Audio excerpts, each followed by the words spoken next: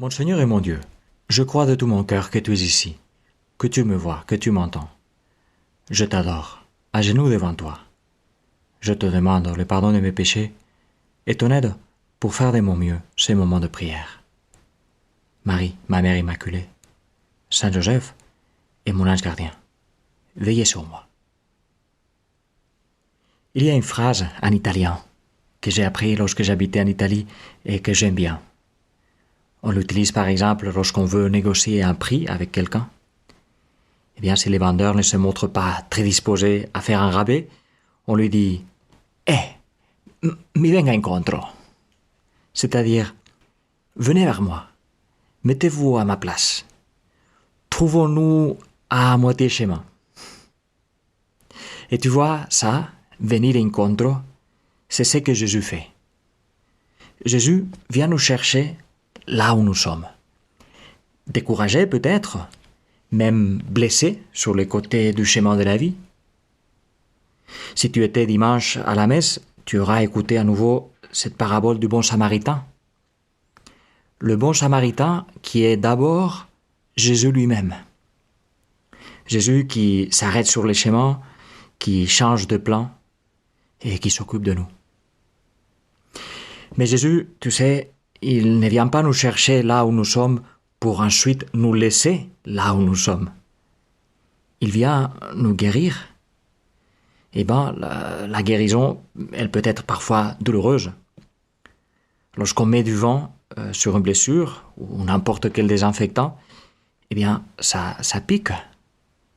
Parfois ensuite, il faut coudre et ça fait du mal aussi.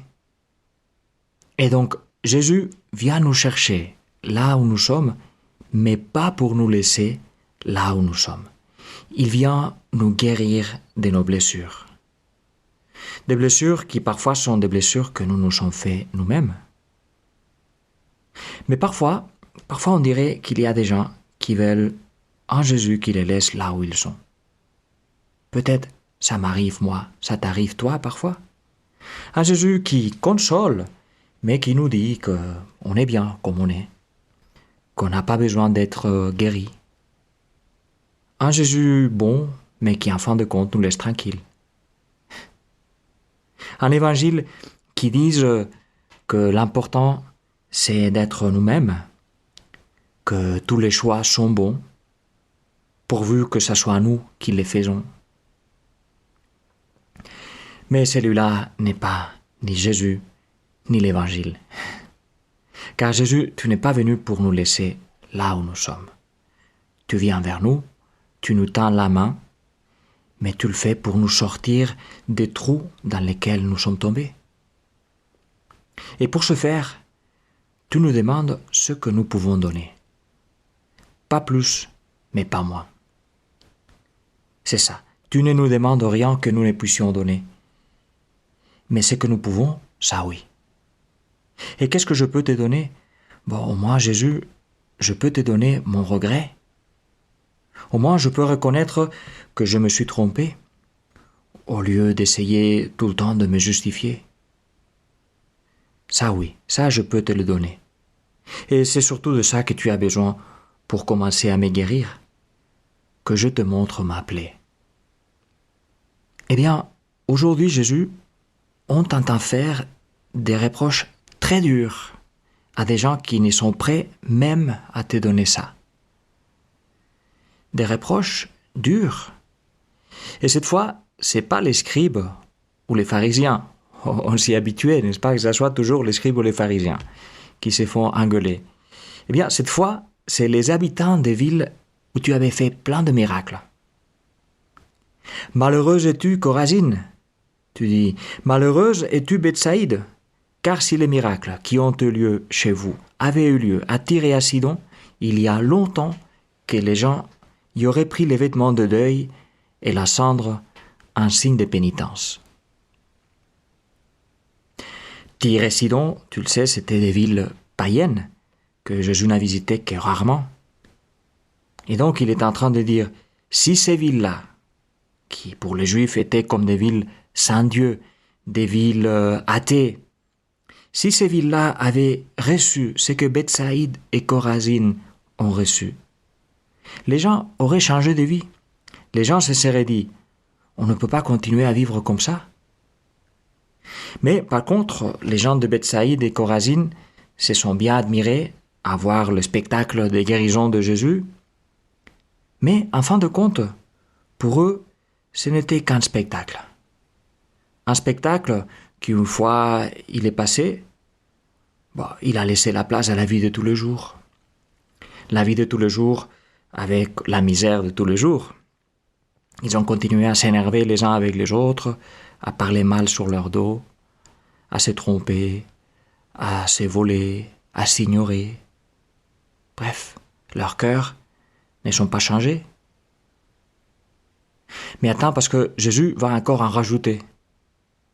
Maintenant, il parle de Capharnaüm, celle qui, après Nazareth, était devenue sa ville. C'est la ville de Saint-Pierre et de plusieurs des apôtres. Et toi, Capharnaüm, seras-tu donc élevé jusqu'au ciel? Non, tu descendras jusqu'au séjour des morts. Car si les miracles qui ont eu lieu chez toi avaient eu lieu à Sodome, cette ville subsisterait encore aujourd'hui. Sodome, tu t'en souviens? C'était avec Gomorrhe, une ville qui plongeait dans le péché, dans le mal, jusqu'à un degré que Dieu ne savait plus que faire. Et il avait décidé de les détruire. Comment ça s'est passé, je ne sais pas. Un volcan, j'en sais rien. Moi, je me dis, en passant, que peut-être c'était là la seule façon que ses habitants le comprennent. Comprennent jusqu'à quel point ils étaient dans le mal. Eh bien, voici que Jésus dit aux gens de Capharnaüm, de sa ville, que au jour du jugement, le pays des Sodomes sera traité moins sévèrement qu'eux. Pas mal, hein? Jésus est bien le bon samaritain, le Dieu de miséricorde, mais il ne mâche pas ses mots. Comme dans cette phrase de l'Apocalypse, peut-être tu t'en souviens, où il dit aussi quelque chose de très fort. Il dit « Je connais tes actions, je sais que tu n'es ni froid ni brûlant. Mieux vaudrait que tu sois ou froid ou brûlant. Aussi, puisque tu es tiède, ni brûlant ni froid, je vais te vomir de ma bouche. » Oh là là! Jésus, d'un côté, tout ça me donne beaucoup d'espérance pour les gens qui vivent loin de toi, peut-être sans trop le savoir. On voit que le feu et les flammes n'étaient pas ta dernière parole sur Sodome. Il y aura encore de la miséricorde pour eux. Donc on voit que tu regardes avec plus d'affection quelqu'un qui est dans le froid, loin de ta chaleur, parce qu'il ne sait même pas qu'auprès de toi, il y a de quoi se protéger du froid et de la dureté de la vie. Tu préfères, on dirait, celui qui t'ignore parce qu'il ne te connaît pas que celui qui reste à moitié chemin. C'est lui qui t'a connu, mais qui ne se décide pas à se laisser vraiment réchauffer par toi. Et là, je pense à moi, Jésus. Moi, je n'ai pas vu de miracle à me laisser bouche bée, mais j'ai reçu tellement dans ma vie. J'ai reçu surtout tellement d'amour. Des coups aussi, d'accord, mais soyons sincères, tellement d'affection, tellement plus. Et ça, c'est le grand miracle que j'ai devant mes yeux. Comme les citoyens de Bethsaïde, de Chorazine, de Capharnaüm. Et si ça ne m'amenait pas à être reconnaissant, si je ne me rendais pas compte du miracle d'avoir des gens qui m'ont aimé et qui m'aiment toujours, d'avoir tout un Dieu qui m'aime plus que tous les gens autour de moi pourront m'aimer au long de ma vie. Alors si je ne me rendais pas compte, moi aussi je serais tiède comme les gens de ces villes. Et Jésus, je ne veux pas être tiède. Je veux m'approcher de ton cœur brûlant. J'ai beaucoup reçu. Je veux aussi beaucoup donner. Je te remercie, mon Dieu, de bonnes résolutions, de beaux désirs et des lumières que tu as semées dans mon cœur pendant ce moment de prière. Je te demande de m'aider à les faire fructifier.